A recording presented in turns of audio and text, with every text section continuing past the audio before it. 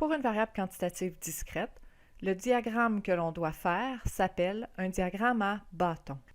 Nous allons voir comment construire le diagramme à bâton à partir de la variable nombre d'enfants. Ici, la variable nombre d'enfants ne prend pas beaucoup de valeurs différentes, donc le diagramme à bâton est approprié.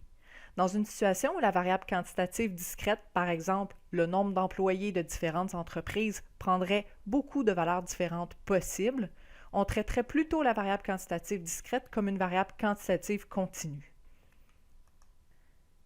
Ici, j'ai déjà créé le tableau de distribution pour la variable nombre d'enfants à partir de la vidéo « Construire un tableau de distribution ».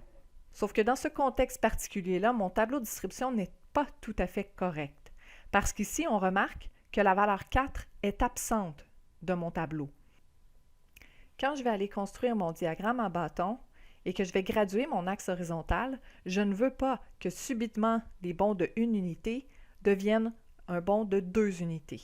Donc, je veux vraiment graduer, respecter les graduations sur l'axe horizontal en ayant la valeur 4 présente et en ayant un trou, donc un bâton manquant dans mon graphique. Alors, avant d'aller construire mon diagramme, je vais aller insérer une ligne ici et mettre un effectif de 0.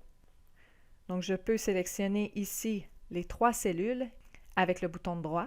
Je veux insérer une ligne et je veux décaler les cellules vers le bas. Donc, ça va prendre tout ce qu'il y a ici et ça va décaler d'une ligne vers le bas. Je peux maintenant aller mettre un 4 ici, un 0 et un 0,0% pour la fréquence relative.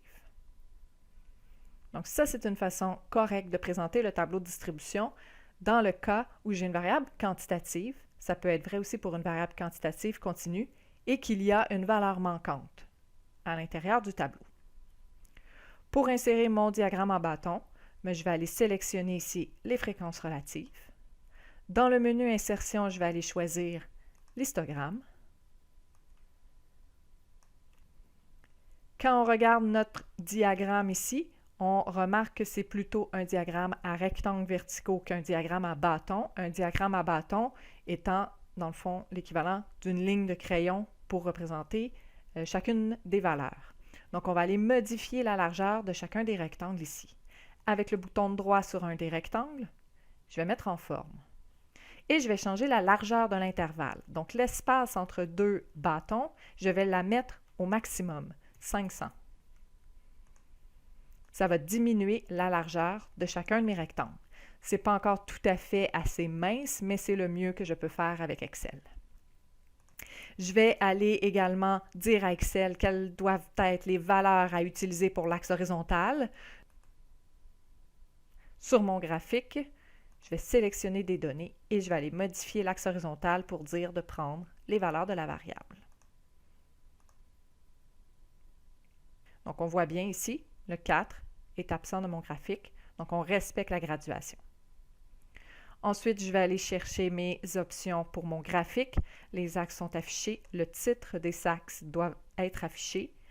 Le titre du graphique, on peut aller enlever le quadrillage. Je vais aller afficher l'axe vertical.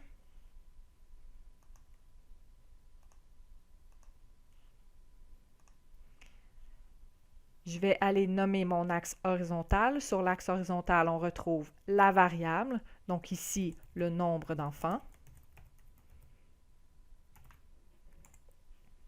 Sur l'axe vertical, j'ai utilisé ici le pourcentage d'employés. Donc, on va aller écrire pourcentage d'employés. Et le titre de mon graphique qui sera toujours répartition des unités statistiques selon la variable. Dans ce contexte, répartition des employés selon le nombre d'enfants. Le dernier détail qu'il nous reste à régler pour que notre graphique soit parfait, c'est d'aller mettre une ligne plus foncée pour l'axe horizontal avec une flèche à droite parce que nous avons pour ce type de graphique des valeurs numériques ordonnées et faire la même chose pour l'axe vertical. Donc, pour l'axe horizontal, je vais dans les options. Je veux un trait plein noir qui termine par une flèche. Et pour l'axe vertical, c'est la même chose.